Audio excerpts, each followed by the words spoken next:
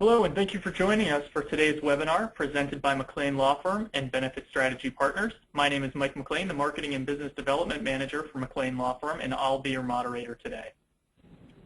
Our presenter is Adam Hamel, an attorney at McLean Law Firm, which is a full-service law firm with an office in Woburn as well as 3 offices in New Hampshire.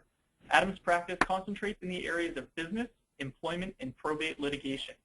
Today he is here to talk about the new earned sick time law that Massachusetts recently passed and its potential impact on employers. Also joining us from Benefit Strategy Partners is Scott Bosley. With over 23 years of experience, Scott founded BSP over 8 years ago as an independent employee benefits consulting and brokerage firm to help companies get the most value for their healthcare dollars spent and to provide the highest level of personalized service.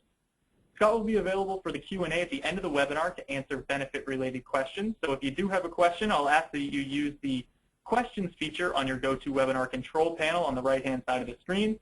And those questions will come to me, and then we'll do the Q&A at the end of Adam's presentation. So without further ado, Adam, I will turn it over to you.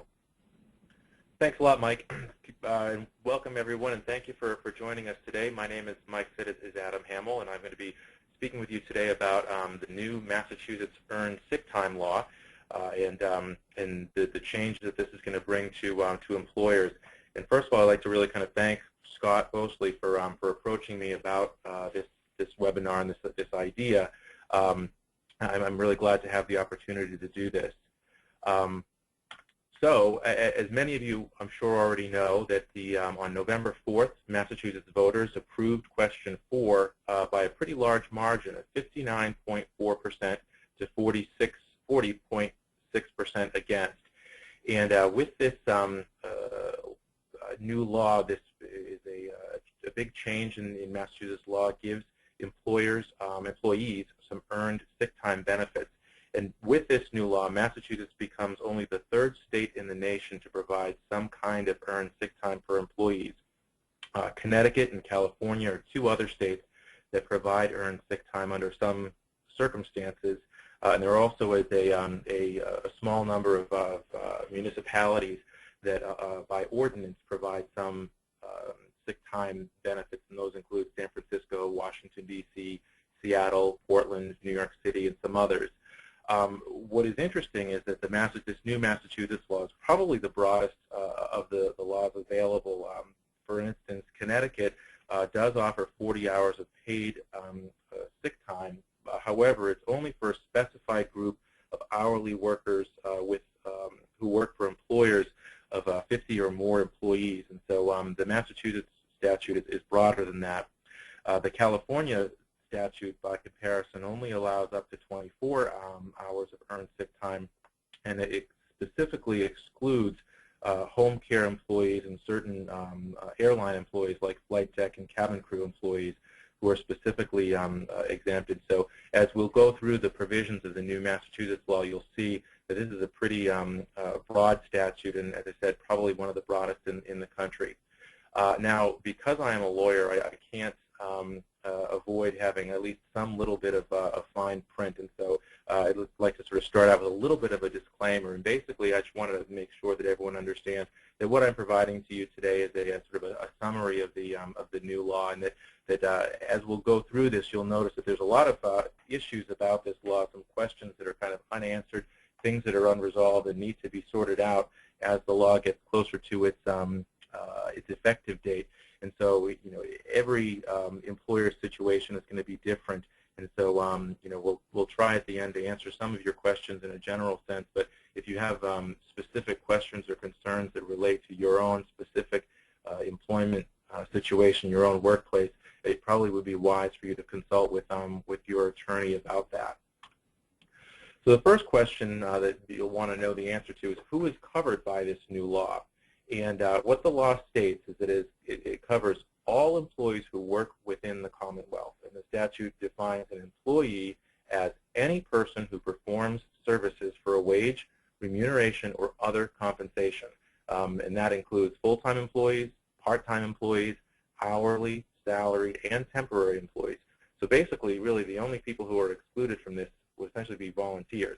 Anybody who is doing any kind of service for compensation would be covered under this statute, basically. There is some specific reference made to certain home care workers who, as I just mentioned a little while ago, are specifically excluded under the California sick time law. And I think that the reason for that is that that the home care worker lobby was one of the sort of driving forces behind this petition initiative. So it was perhaps important to them to be specifically included in the Massachusetts law. Also, not surprisingly, employees of the United States government are exempt from the Massachusetts Earned Sick Time law. The law does not specify the applicability in the case of employees who, of Massachusetts-based employers who perform work out of state. Also doesn't say what happens when you've got out-of-state employers who have workers doing work in Massachusetts, or employees who perform work in multiple states. Perhaps the answer to this question, and this is one of several sort of unresolved issues or open questions that need to get resolved, and hopefully that'll happen as the Attorney General's office issues regulations and guidance on this.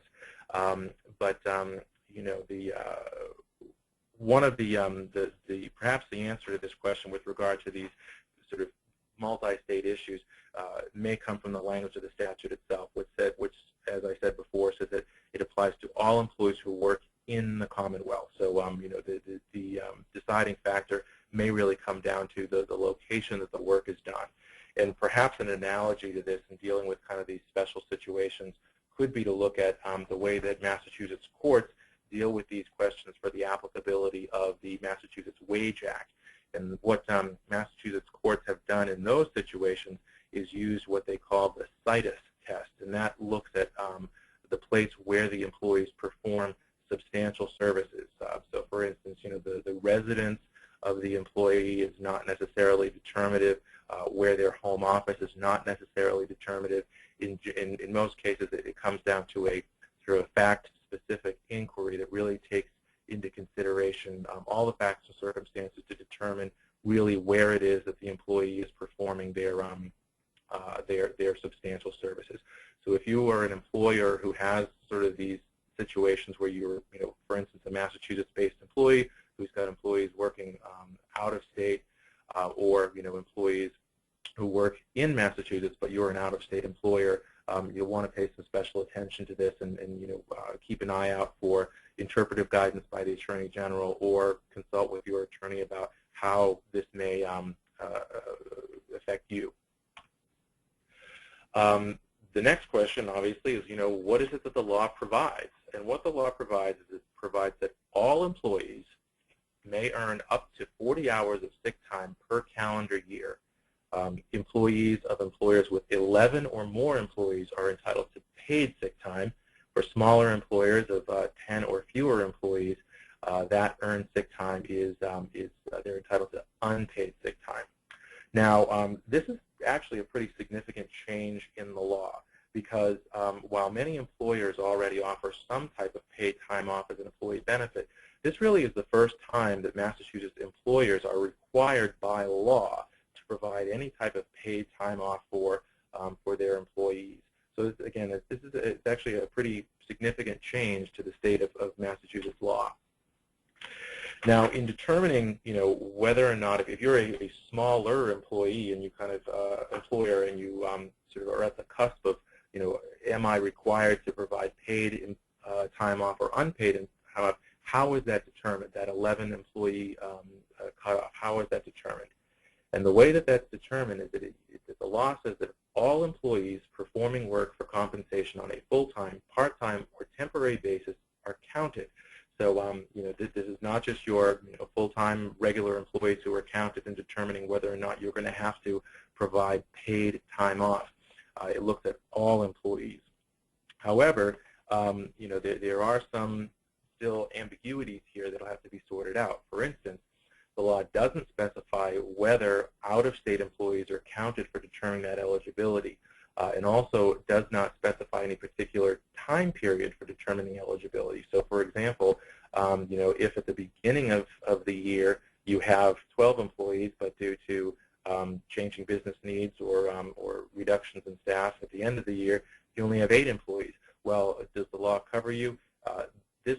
The statute itself doesn't specifically say. And so if you think about, for example, by contrast, the Family Medical and Leave Act, does provide some guidance on that in terms of the applicability of that statute relates to employers who have 50 or more employees for 20 weeks during the year. So it provides some time frame. This statute, as it's written, doesn't do that. So perhaps for some of these smaller employers, if you find yourself on the cusp of it, perhaps a broad view might be a cautious thing to do. How is sick time earned under the new sick time statute? Employees under the statute earn sick time at a rate of 1 hour of sick time for every 30 hours worked, up to a maximum of 40 hours per calendar year. Now, the statute specifically says that it's not intended to discourage employers to allow employees to accrue sick time at a faster rate than that, but that 1 hour of sick time for every 30 hours worked is the minimum rate of accrual. And if my math is correct, for a full-time employee, that would result in the full allotment of 40 hours of earned sick time around mid-year or so. The sick time is earned by both exempt and non-exempt employees, and so for the purpose of calculating the accrual for exempt employees, they are assumed to work at least 40 hours per week unless their normal work week is less than 40 hours. And in such case, then the accrual rate is based on the normal work week of that employee. Existing employees will begin to accrue their sick time on the effective date of the statute, which is July 1st, 2015, and then employees who are hired after July 1st, 2015 will begin accruing sick time on their date of hire. Is there a waiting period for using sick time? Yes, the statute provides a waiting period, and it says that employees may begin using their earned sick time on the 90th calendar day after their employment.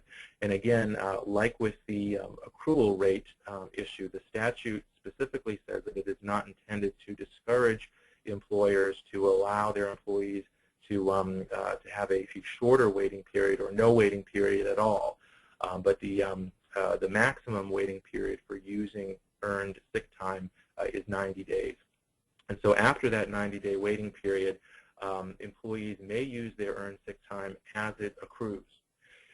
And so the law does not specify what happens with employees who are hired before the effective date can use their earned sick time. So for instance, you've got employees who are already have been with you, for a year or so. When do they get to start using their sick time? Perhaps when the Attorney General's office issued some sort of regulations or interpretive guidance on this, they may answer this question more specifically. However, I think that a plausible reading of the statute would be that that a 90 calendar day after employment would apply to existing employees, and so in theory they would be able to begin using their earned sick time immediately upon accruing it without any kind of waiting period. So that waiting period, in effect, may only affect your employees who are hired after July 1st, 2015. What is this sick time? What can it be used for? And so the statute provides a number of purposes that the sick time can be used for. And those purposes are to care for the physical or mental illness, injury, or medical condition affecting the employee's child, spouse, parent, or parent of a spouse, or to attend to routine medical appointments of the employee's child, spouse, parent, or parent of a spouse, or to address the psychological, physical, or legal effects of domestic violence on the employee or the employee's dependent child. Now, the statute includes some definitions, they're pretty broad definitions of the term child and parent as used within the statute. And so a child, for the purposes of earned sick time, includes a biological, adopted, or foster child, a stepchild, a legal ward, or a child of a person who has assumed the responsibilities of parenthood. One interesting provision in the law is that with regard to the first two purposes for which you can use your earned sick time to deal with physical or mental injuries or medical conditions, or to attend to routine medical appointments, those apply to they're not limited to dependent children. So an employee could use that time off to deal with those issues for an adult child. But with regard to the domestic violence piece of this, that's specifically limited to dependent children. Also, with regard to parents, that definition is also pretty broad: biological, adoptive, foster, or step-parent, and it can also include an other person who has assumed the responsibilities of parenthood when the employee or the employee's spouse was a child. So this is, again, a pretty broad definition. In terms of how the use of earned sick time is measured, earned sick time is used in hourly increments, or if your payroll system uses an increment that is shorter than hours. So, for instance, if you're using half hours or quarter hours to track absences or use of vacation time or anything like that, that shorter time period would be used to measure the use of earned sick time. But if you don't have anything like that, then the default would be that earned sick time is used at an hourly basis. Now, as I mentioned before, this earned sick time is available to both salaried and hourly employees, or so your exempt and your non-exempt employees. And when tracking the use of earned sick time for your exempt employees, you want to be careful and mindful of the Fair Labor Standards Act's requirements with regard to dealing with partial day absences for your exempt employees. And so just as a reminder, in general, employers are not allowed to take deductions for partial day absences for your exempt employees in terms of deductions from salary. However, using the Family Medical and Leave Act as an example, when you have someone who is using that type of leave, you are able to make deductions from that leave bank for an exempt employee, as long as the exempt employee still receives their full weekly salary, as opposed to having deductions from that. So, this law, this Massachusetts Earned Sick Time Law, doesn't specifically address how to deal with measuring the use of earned sick time for exempt employees, but it's probably pretty reasonable to assume that the type of accounting that you would use for leave, like family medical leave, would also be applicable to this. But again, that's yet another example of hopefully what we can get some guidance from the Attorney General's office between now and when the law goes into effect in July. With regard to the hourly rate for earned paid sick time, so what the statute provides here is that earned paid sick time is to be paid out at the same hourly rate as the employee earns from the employee's employment at the time the employee uses the paid sick time. So basically, you can't have sort of two separate hourly rates for regular work time and earned sick time. The hourly rate that you're going to pay your employees for earned paid sick time is going to be the same as their usual hourly rate. This statute, again, as this will be a theme throughout my presentation here, sort of these kind of unresolved issues or open questions. It doesn't address exactly how to deal with how earned sick time interplays with overtime pay or pay for holiday and Sunday work. And again, perhaps this will be answered by some regulations from the Attorney General's office, or if not, it could be something that employers decide, sort of out of caution, to kind of take a broad view with provide sort of the maximum coverage to kind of protect yourself. Can an employee work additional hours in lieu of using their earned sick time? The law provides an opportunity for an employee to work some additional hours instead of using some earned sick time. But this has to be by agreement between the employer and the employee. So what it provides is that if the employer and the employee agree to do so, the employee can work additional hours during the same or the next pay period in lieu of using accrued earned However, an employer cannot require an employee to work additional time to make up for the use of that earned sick time. And likewise, an employer can't be forced to allow an employee to work extra hours in lieu of using some of their earned sick time. Again, that's only something that's an option that is mutually agreeable between the employer and the employee. What about employees having to give advance notice before using their earned sick time? All that the law requires of employees is that if the need for the use of the earned sick time is foreseeable, the employee has to make what the statute calls a good faith effort to provide some advance notice.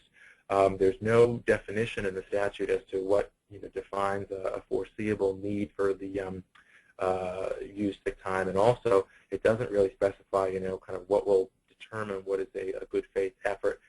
This probably seems like common sense, and you'll be able to know whether or not your employee's need for sick time is foreseeable. For instance, are you using the earned sick time to take your child to an appointment that was scheduled a month ago versus I needed to take the time off because I fell down the stairs this morning and sprained my ankle and needed to go to the emergency room. However, sort of perhaps a little bit disappointingly for employers is that there's no consequences to the employee for failing to make this good faith effort.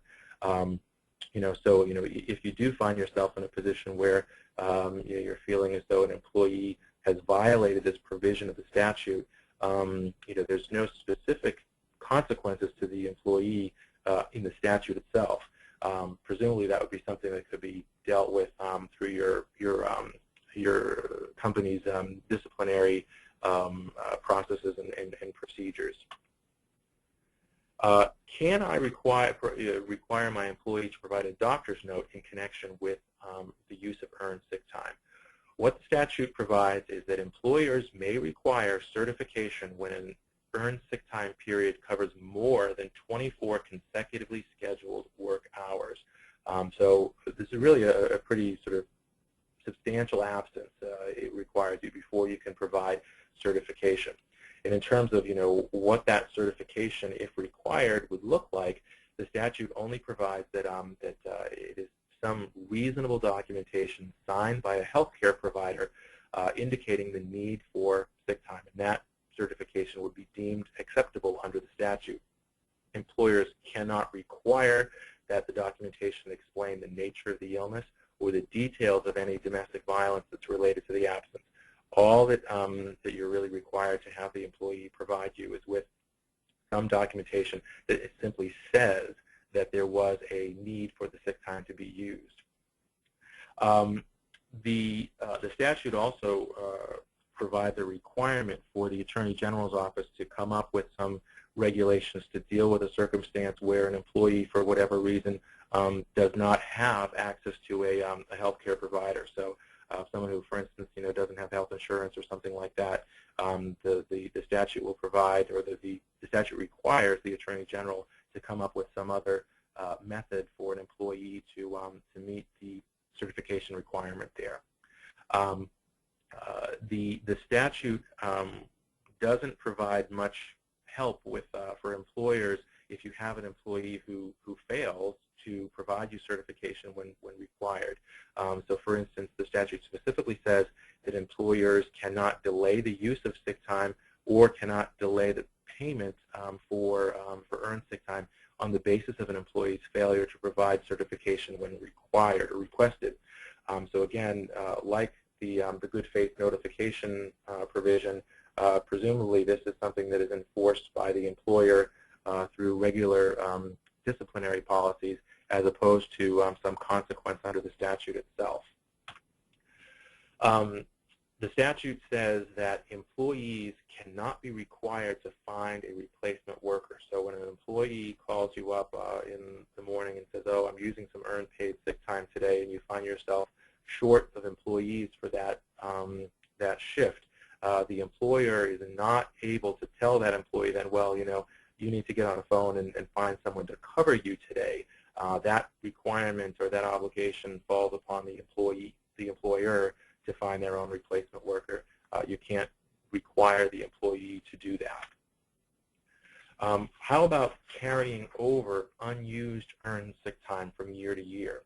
What the statute provides is that employees may carry over up to 40 hours of unused earned sick time into the next calendar year. And so because this benefit is measured on a calendar year basis, what this carryover allows is that it allows an employee who hasn't used any of their earned sick time to go into the new year, January 1st, with a full complement of their earned sick time to use throughout the year. However, there is a cap on this, and so that, regardless of what is accrued and carried over, the maximum amount that any employee can use of earned sick time under the statute in a calendar year is 40 hours. So you're not going to find yourself in a situation where you've got employees who are building up big banks of earned sick time under the statute, at least, and using it all at once. The maximum number, regardless of any carryover or accrual, the maximum number that can be used during any one calendar year is 40 hours. How about what happens to unused earned sick time upon termination? For unpaid earned sick time, that wouldn't be an issue anyway, but if you're in the situation where you're having to provide paid earned sick time, what happens to unused time upon termination? The statute provides that employers are not required to pay out any unused earned sick time upon separation between the employee and the employer. Now, this is a difference between what the law is with regard to vacation time provided under an employee benefit policy. Under those circumstances, Massachusetts law is clear that vacation time is considered wages, and any accrued unused vacation time does have to be paid out upon termination, but that would not apply to earned sick time under this new statute. How about protections against retaliation? So yeah, this new law does provide employees with protection against retaliation. And so what the law provides is that it is unlawful for an employer to interfere with, restrain, or deny the exercise of, or the attempt to exercise the rights provided under the law. So employers specifically under the law cannot use the taking of earned sick time as any kind of negative factor in any employment action, including your annual performance evaluation, decisions about promotion or discipline or termination. So you can't use the use of earned sick time as a factor in any of those employment actions. Also, employers may not otherwise discipline an employee for the use of earned sick time. And then also in addition to that, with regard to protection against retaliation, employers may not take any adverse action against an employee because an employee opposes a practice that the employee believes is a violation of the earned sick time law, or if an employee is supporting some other employee's exercise of his or her rights under the sick time law. Now, also be mindful that there are several other anti-retaliation laws that may come into play with regard to this law as well. So, for instance, the Massachusetts Anti-Discrimination Statute, which is General Law, Chapter 151B, also the Americans with Disabilities Act, the Family Medical Leave Act, the National Labor Relations Act, and the Fair Labor Standards Act. These are all federal statutes that provide protection against retaliation as well, and they could come into play in a situation where an employee is suggesting that they're being subjected to retaliation in connection with this statute. How about any notification requirements with regard to employers? And yes, the law specifically requires the Attorney General to prepare a notice in English and other language that provides information to employees about their rights provided under the law, the notice and documentation requirements for employers, protections for employees, and how to get questions answered, as well as how to file an action under the law. So presumably between now and July 1st, the Attorney General's office is going to come out with a multilingual poster that you would be required to post in a conspicuous place in every location where you have affected employees working. Also, in addition to just this posting requirement, the law does require that employers give a copy of the notice to employees as well. And so that's something that you probably want to do in July when the statute goes into effect with regard to your current employees, and then with regard to new employees, it would be something you'd want to include in your onboarding practices with regard to new employees. And then in addition to that, with regard to notification, the law specifically requires the Executive Office of Health and Human Services to develop an outreach program to educate employees, parents, and healthcare providers about the rights provided under the law. So, so that the statute has provisions to really try to get the word out so that people become educated about what their rights are under this new statute. How about record-keeping requirements for employers? The law does require the Attorney General to promulgate some regulations with regard to employers' obligation to keep and preserve records pertaining to the law. This hasn't happened yet. I mean, the law has only been enacted about a month ago, and it doesn't go into effect for another half a year or so. So presumably the Attorney General's office is working on those regulations and will provide guidance in advance of the effective date. But it's probably pretty reasonable to assume that the record-keeping requirements will at least require employers to keep track of the accrual of earned sick time and the use of that. And that's probably something that a lot of employers are already doing with regard to their paid time off policies. So hopefully it won't be too burdensome for most employers to meet these record-keeping requirements, whatever they turn out to be. How is this new law going to be enforced? The statute gives the Attorney General's office the authority to enforce the law. It specifically brings violations of the Earned Sick Time Law within the umbrella of the Wage Act. So failure to provide an employee with their earned sick time will constitute a violation of the Wage Act. And as many of your employers are aware, the Wage Act provides for some pretty onerous remedies for employers, obviously a good benefit for employees, and it's a decision that the legislature has made to protect the rights of employees with regard to the wages that they've earned. And so those remedies include automatic triple damages and attorney's fees, as well as the potential for individual personal liability for the principals of employer entities. So you're talking about, your company president, the managing members of an LLC, et cetera, people who are sort of in the upper echelon control group of the employer entities could possibly face personal individual liability for violations of the Wage Act. So this is something that employers are going to want to be attentive to and ensure that they're in compliance with this because of that sort of triple damages, attorney's fees, remedies. Now, this is not the only statute that provides for time off. I mean, currently, with regard to both state and federal law, now there is basically sort of a patchwork of leave laws.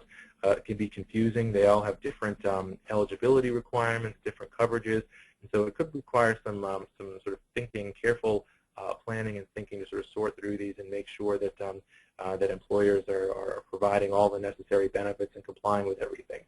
On the federal side, with regard to the Americans with Disabilities Act, under some circumstances, leave may qualify as a reasonable accommodation for a qualifying employee.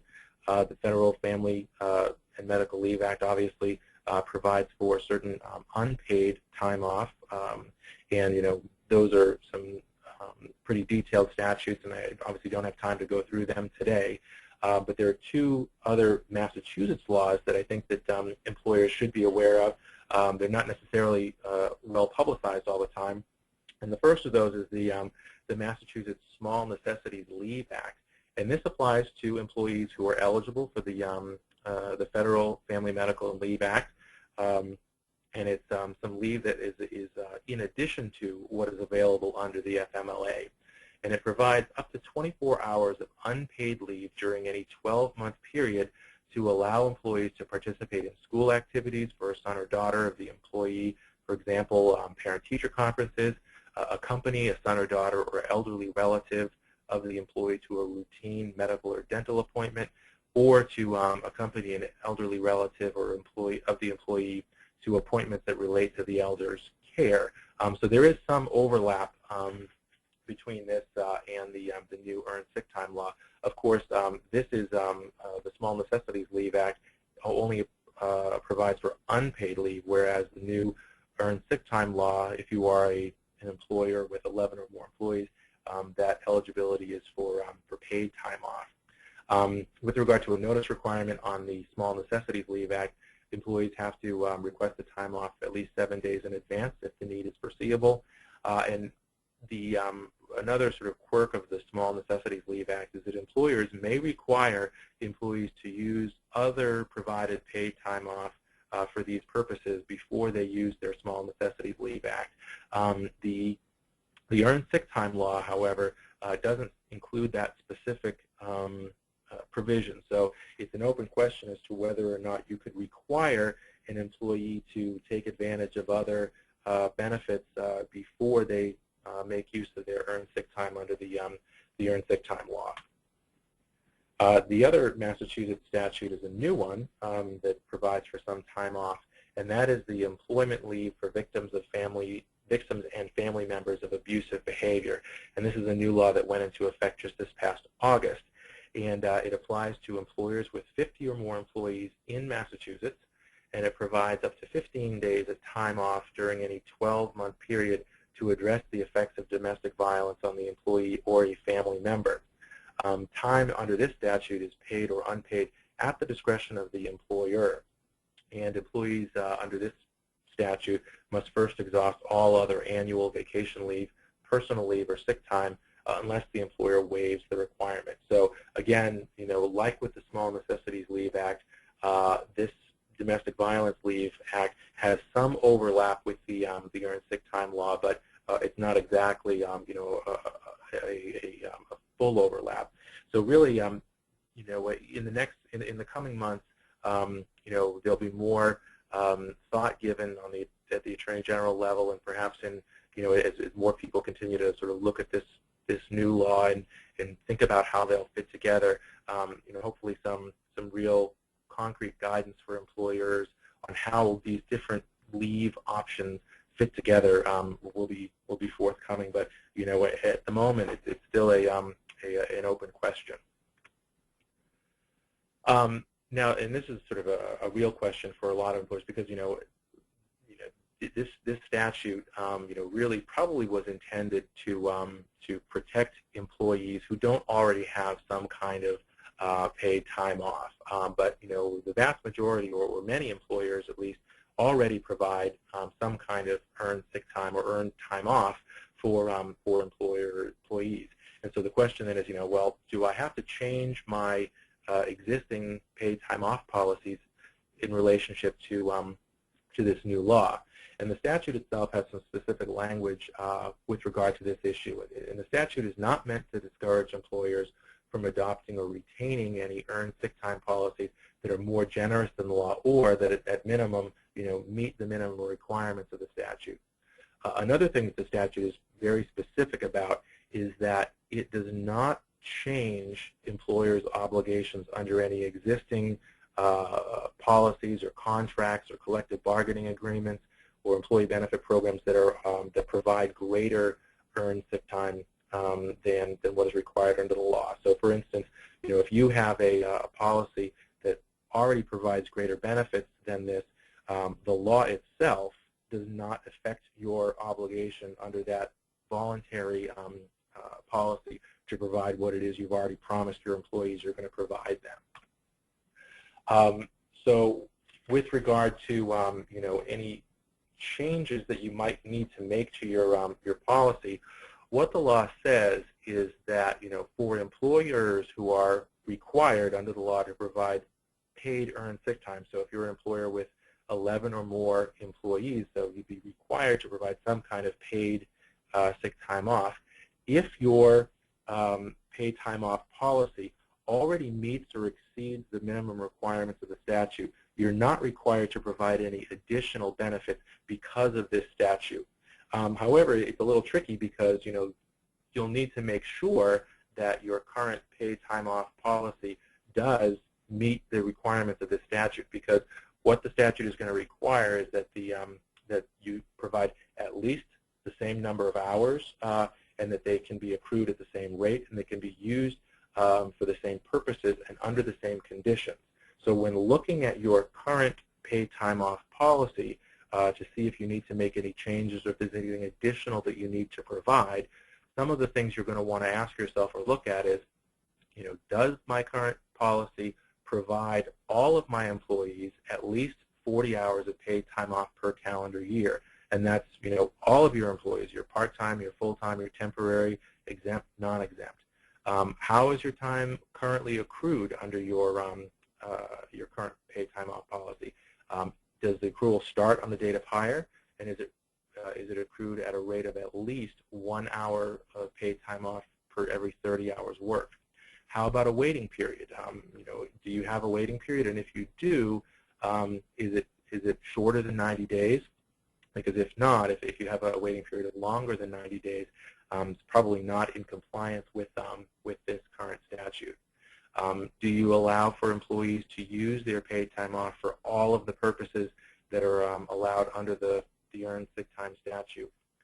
Can your paid time off be used in the smallest increment that's used by your payroll procedures for marking attendance? And then, do you allow for at least 40 hours of paid time off to be carried over from year to year? And then with, another thing to think about is any kind of certification requirements that you may require under your current paid time off policy. That the Earned Sick Time statute, you can only require certification for leaves that are greater than 24 consecutively scheduled work hours. So these are some of the things you want to take a look at with regard to your current paid time off policy to see if you're required to do anything additional in connection with this new statute. So in terms of, what are your next steps? What do you do between now and July 1st to get ready for this statute? So as I just discussed, you'd probably want to take a look at what your current paid time off policies are to see if they comply with the statute. Is there anything additional that you need to do to make sure that you're in compliance? And then, keep an eye out for news from the Attorney Generals with regard to posting requirements and record-keeping requirements, any other interpretive guidance that the Attorney General's office may provide. So those are kinds of the things that you'll want to be thinking about for next steps as we get closer to that July 1st, 2015 effective date. So I've given you now a lot of information and filled you up with all kinds of facts and figures, and so I wanted to take the opportunity now to see if there are any questions that anybody has. Great, yeah, thanks, Adam. So if you do have a question for Adam, or if you have a benefits-related question for Scott, you can actually just use that questions feature on the GoToWebinar control panel. There are a few that have already come in. However, I do have a couple of announcements before we get to those. You will be receiving a survey about this webinar later today. So if you are able to take a few minutes and tell us what you liked and where you'd like to see improvements for future sessions, we would greatly appreciate that. We do hold about 2 seminars each month in our Woburn office on a variety of topics. January is actually jam-packed with 4 workshops on topics include social media strategies for growing businesses, merging and acquiring professional practices, an Affordable Care Act update, as well as a new interactive monthly series that will be starting, which will take place on the 4th Thursday of each month, with the first one on debt financing. So you can stay on the lookout for additional info on those sessions. So as far as questions, Adam, an employer currently has a sick leave policy that mirrors this new law, except that the employer will pay the employee for unused sick time and does not allow them to roll over. Is that okay? So I think that with regard to the first part of the question, with regard to paying out earned sick time upon termination, that's absolutely fine. I mean, what the statute says, you're not required to pay employees for earned sick time under this statute upon termination. If that's something that you currently do, that's not a problem.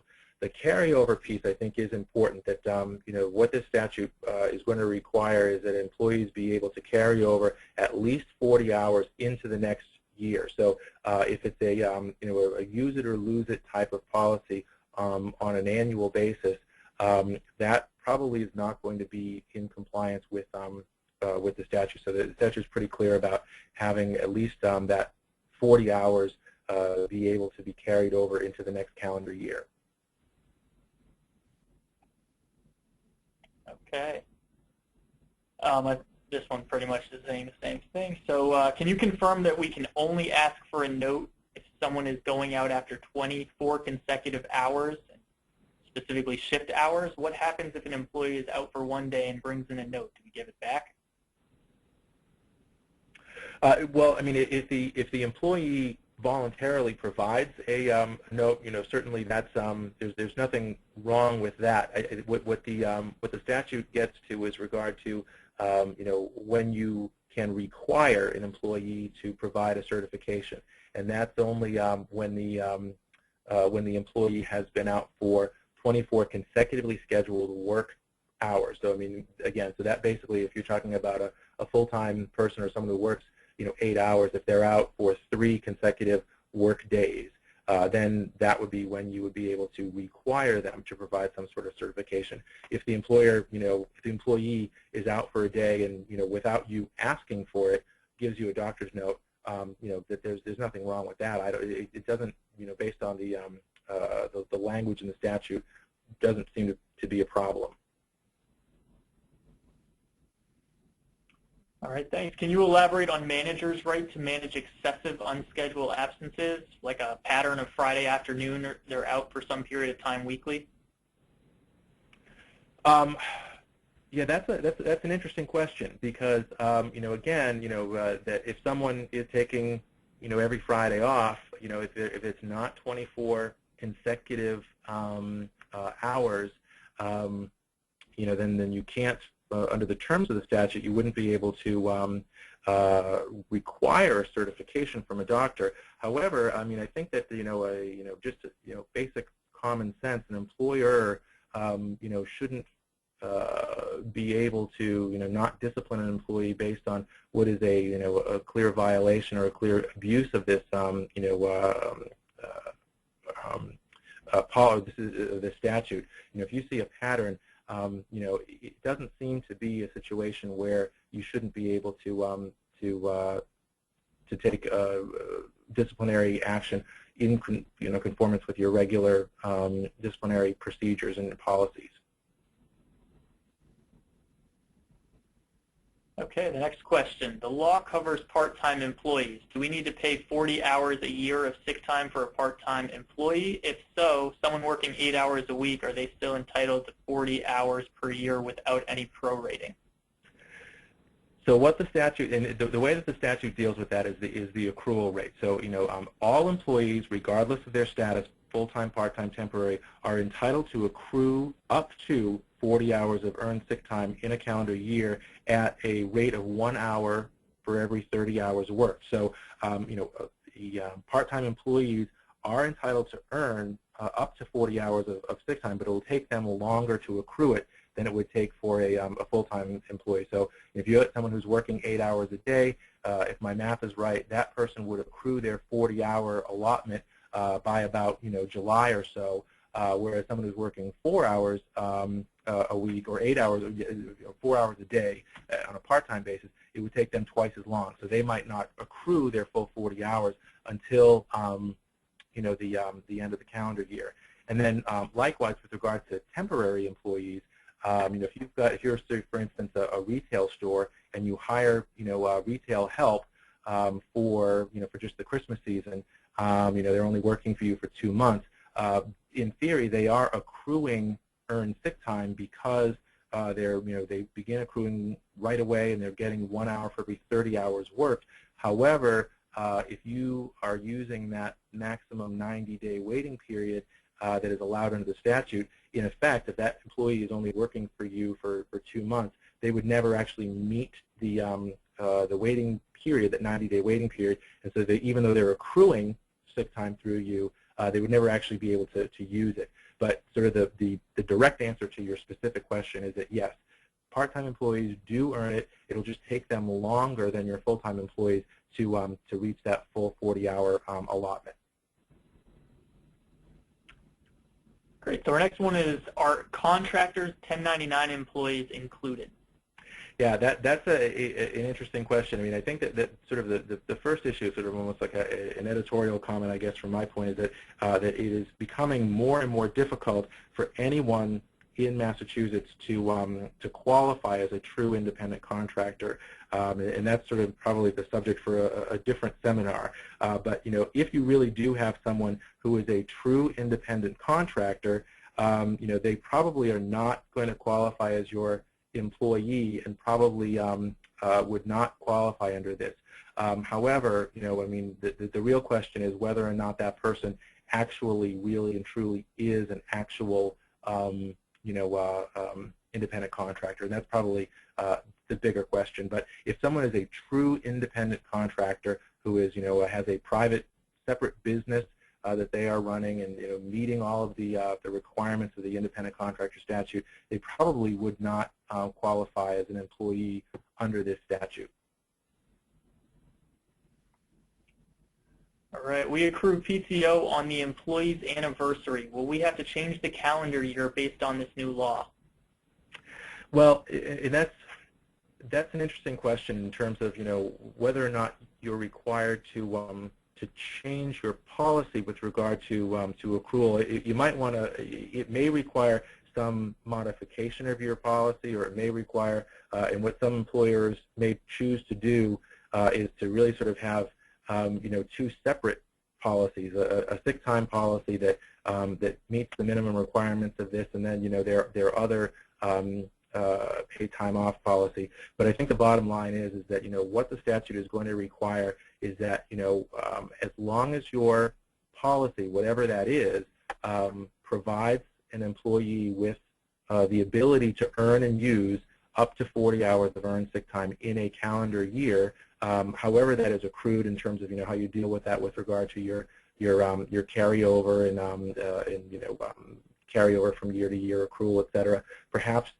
that would work, but I think that the minimum that you're going to need to do with regard to the statute is to provide that ability on a calendar year for the employee to earn and use up to 40 hours of earned sick time.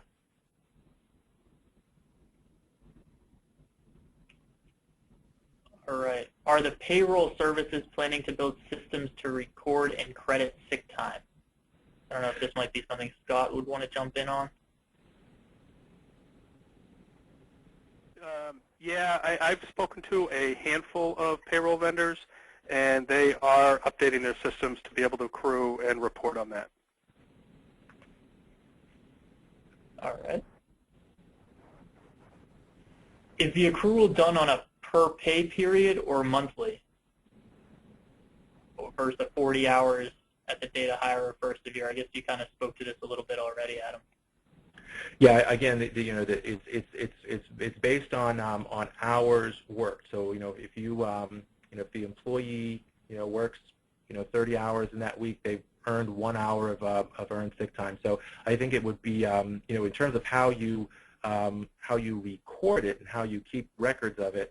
That hopefully is something that will be answered by some regulations that the Attorney General's office comes out with. But in terms of how it is actually accrued, it is based on by the number of hours worked. So 1 hour of earned sick time for every 30 hours worked. All right. Can you please clarify, all employees, including temporary employees, will accrue sick time even if the temporary employees are not benefits eligible?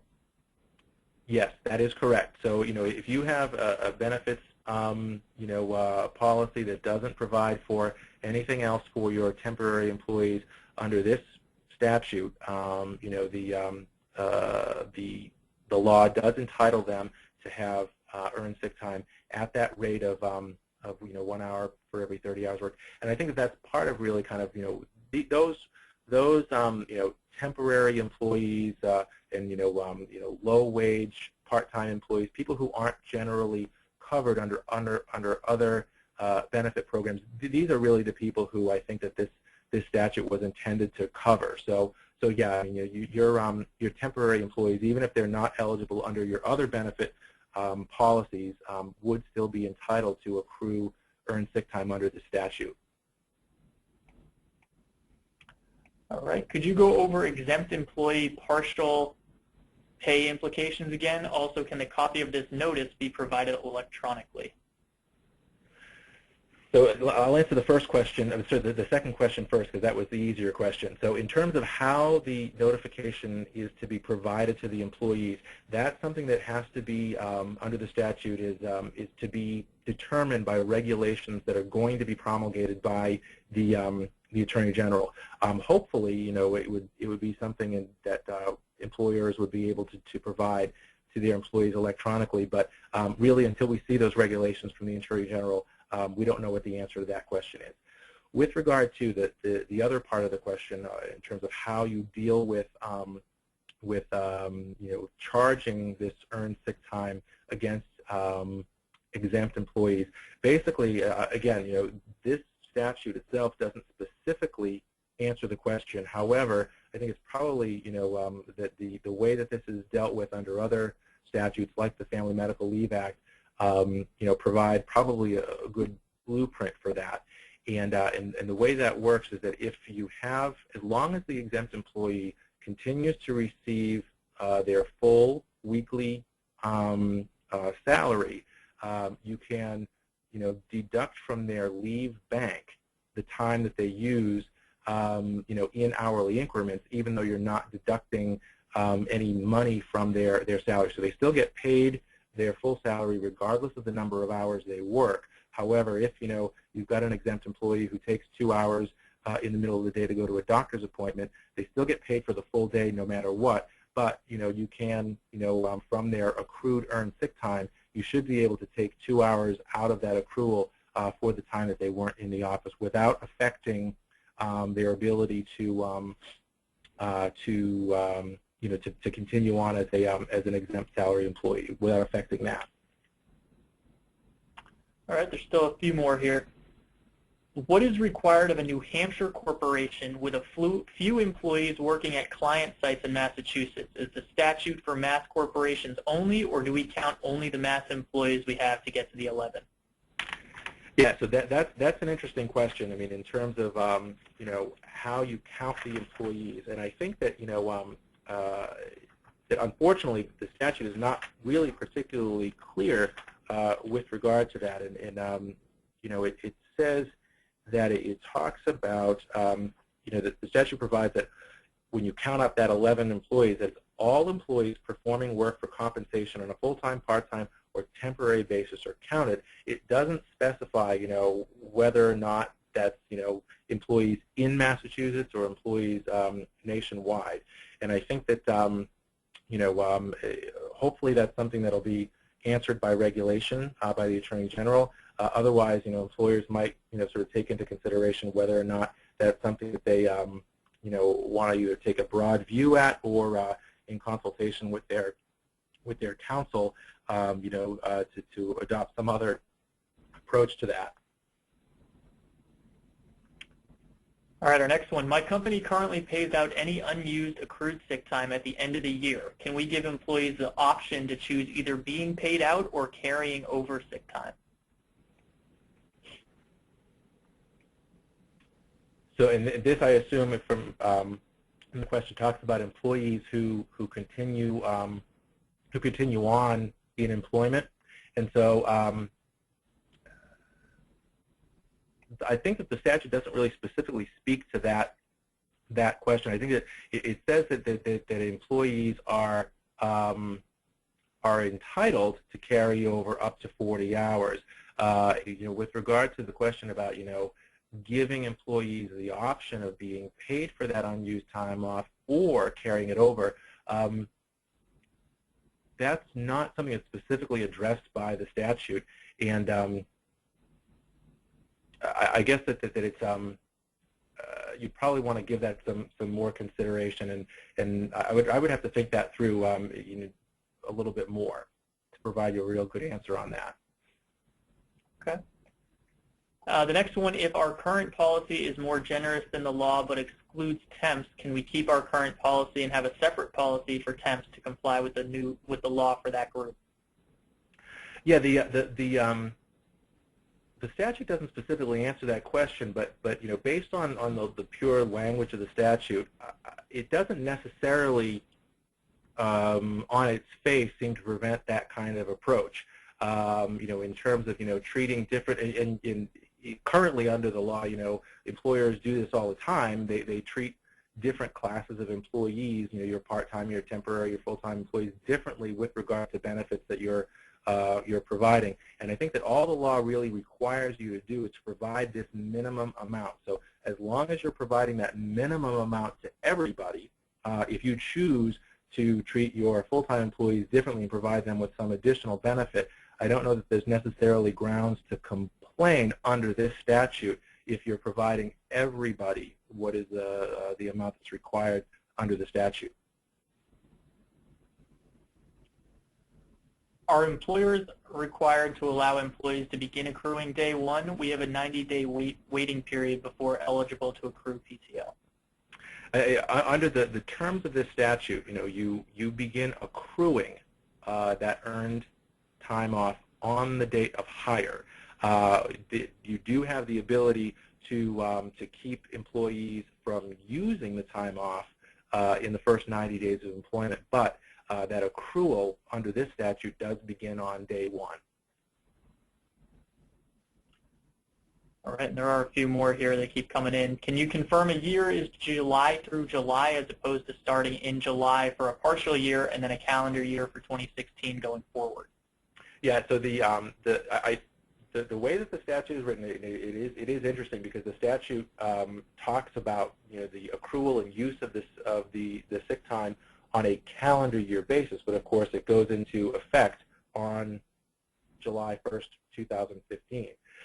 So I think that probably what will happen is that in the first year, it would be your employer. If we're talking about at that accrual rate, you may have employees, your full-time employees they'll start to accrue on July 1st, 2015, and by the end of December, they probably, if they're working full-time at that rate of accrual, they may get to up to 40 hours of earned sick time in that first calendar year. By December 31st, 2015, and they would be able to use, at least under my reading of the statute, they'd probably be able to use that time in that first 2015. But then I think from then on, from January 1st, 2016, we're talking about calendar years, January 1st through December 31st, because the language in the statute itself talks about calendar years. All right. What if the temp employee works for a staffing agency? We don't have to offer the sick time, but the staffing agency would, correct? I think that's because you talk about who the employer of the employee is, and I think that in the first instance, that temporary employee is working through a staffing agency. In the first instance, they are the employee of the staffing agency. That is not to say, however, that there are issues with regard to joint employer status, and if the staffing agency is not complying with the law, is the client of the staffing agency have some potential liability there? That's another issue that perhaps could come up. But I think that you're right, that in the first instance, the temporary employee is an employee of the staffing agency, and I think that at the outset it would be the obligation of the staffing agency to provide that benefit. Okay, if we have a 3-week calendar year PTO policy, how do we document and confirm if we are in compliance with this law? Can you read that question one more time? Sure. If we have a 3-week calendar year PTO policy, how do we document and confirm we're in compliance with this law?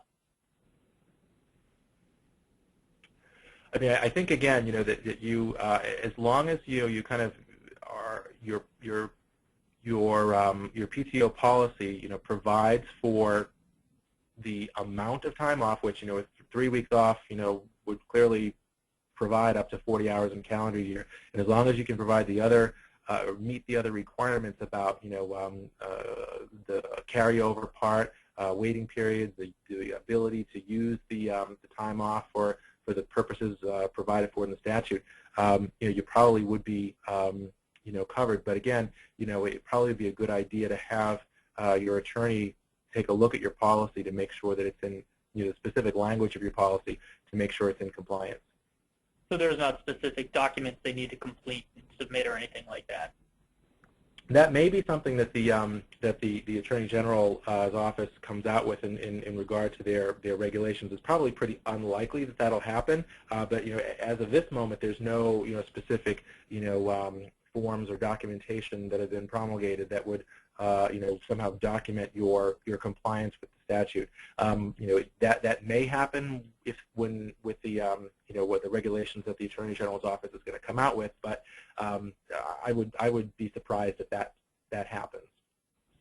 Okay, there are just two more here as of now. Our current time off policy allows full-time exempt employees to take time off in 4 or 8 hour increments.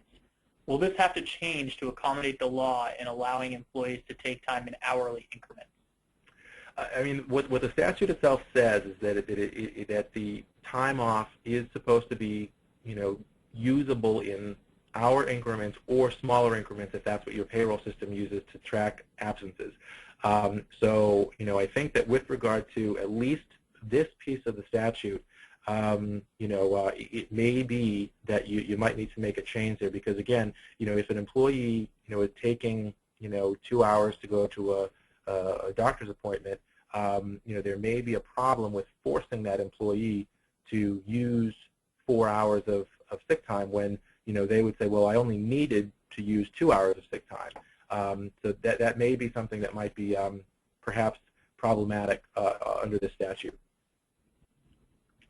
All right, our last question here. In one of your slides, you said this follows the wage laws. However, this time does not count as a wage for paying out. Do you see the AG making a change to this piece of the policy?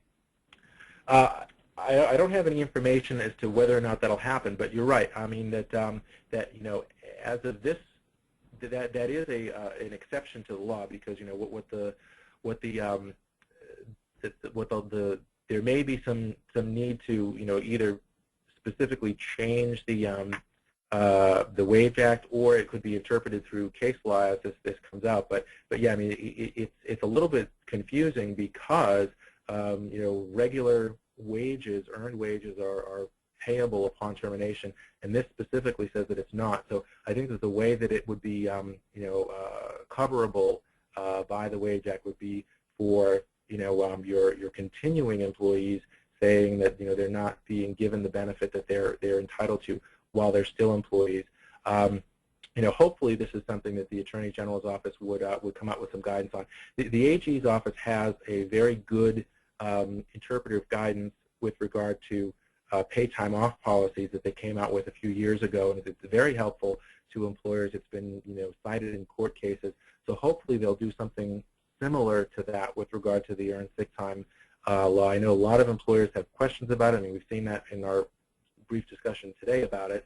So hopefully that's something that the Attorney General's office will do to answer some of these questions, because that specific question is something that's it's a problem. It's a confusion by making this covered by the Wage Act, but having being significantly different from the Wage Act with regard to payouts upon termination.